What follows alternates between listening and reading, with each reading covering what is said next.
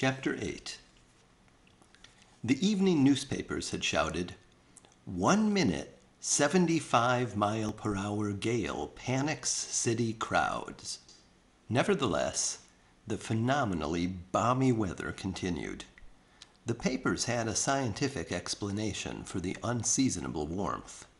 Something about a high-pressure area. Anyway, the weather was as fine as if somebody had planned it that way for Hale's express benefit. But Hale hadn't been able to concentrate on newspapers for several weeks. For him, it was the perfect end to a miserable day. He had dutifully tried to think of reasons why he shouldn't give Gloria Banner immortality. She might grow bored and hate him for it. She might get lonely with nobody but himself and Lucifer for company. Naturally, these arguments weren't convincing. Though he tried to be fair, he hadn't really meant them to be. He had to picture but one vision to find himself shaken and sweating with a near hysteria. Johnson's words. Gloria, a withered, toothless, mumbling hag. He shuddered violently and drew Gloria to him, dropping his face on her shoulder. "What is it?" she whispered, running soothing fingers through his hair in woman's instinctive mothering gesture. "I love you so, love you," he half gasped, half sobbed, floating before his eyes, closed or opened, withered, pursing, mumbling, mouthing gums. She laughed softly, held him closer. "And that makes you shudder so? Why, dear? You must know by now, that I love you. Is that cause for shuddering?" "Oh, God, Gloria!" The vision rose and mumbled in his face. "You must stay with me, must." Suddenly she stiffened.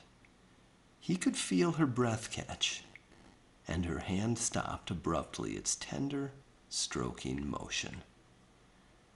"You love me, but—" She writhed from his arms, stood up, and darted away, sobbing, across the penthouse terrace, to stand rigid, with her back against the wall of the house, clenched fist pressed against her lips. Hale started after her, but she pushed him away. "No, no, go away." "Sweetheart, why? What is it?" "You love me, but you are ashamed of me. You shuddered when you said it. You are ashamed to love me. You're always trying to change me. You are ashamed of me because I like the things all women like. Clothes and parties, movies, and just talking about us." "Oh, my dear, no. You're wrong, so wrong. I don't want to change you, ever. It's the fear that somehow you will change, be another horrid person, not the sweet, small self you are tonight, that worries me. I want you and need you, Gloria, now and forevermore, more truly than any man ever wanted and needed a woman before in all the world. I don't want you to change, ever." Reluctantly, she let him pull her hands from her eyes and slowly slipped into his arms, looking up at him with moon-silvered face and dark, fearful eyes. "Really, dearest?" "Most truly, Gloria. I ask one thing and make one prayer, that we be ever together, never apart and never happy apart. You, I and our love together everlasting. You, I, and our love alike never changing to eternity. He kissed her very gently on each eyelid and on the lips, and looked down again into her face. Slowly the haunting fear was leaving her moon-darkened eyes. She smiled up tremulously, believing now, and abruptly clung to him, her face buried against his coat, her hair gleaming silver against his fingers. Thousands of people seemed to be congratulating him all day long. At least half of them, in retrospect, were Johnson and Banner, repeating at set intervals how lucky he was, and she was, and they were. He never remembered much of the actual ceremony. The quickly installed organ moaned, and featureless faces surmounting elegantly clad bodies were packed into the huge room. He numbly watched Gloria, her father, little flower girls and page boys, and dozens of maids of honor marched down the velvet toward him. Even Johnson, at his side, kept a dignified silence.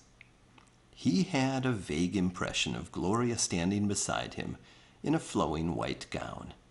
He mumbled something to someone who asked him something. He kissed her. Then sighs, tears, applause, hundreds of handshakes. There was a glass of champagne in his hand. That was gone. He was dancing with her, eating.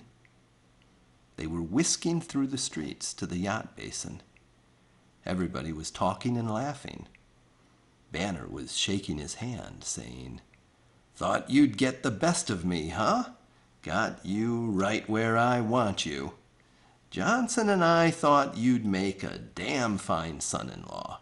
Had my eye on you all the time." Johnson said, "Enjoy yourself, William. Neglect nothing that will make you happy. But remember, 1 week and not a second more. I can't spare you longer than that."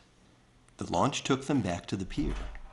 Everybody on the dock waved and shouted and screamed.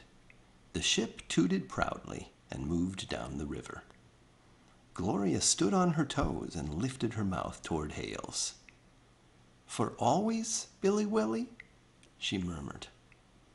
"For always, darling," he promised, gently definite.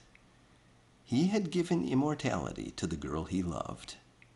They were married for all eternity, and he had never been so happy in his life.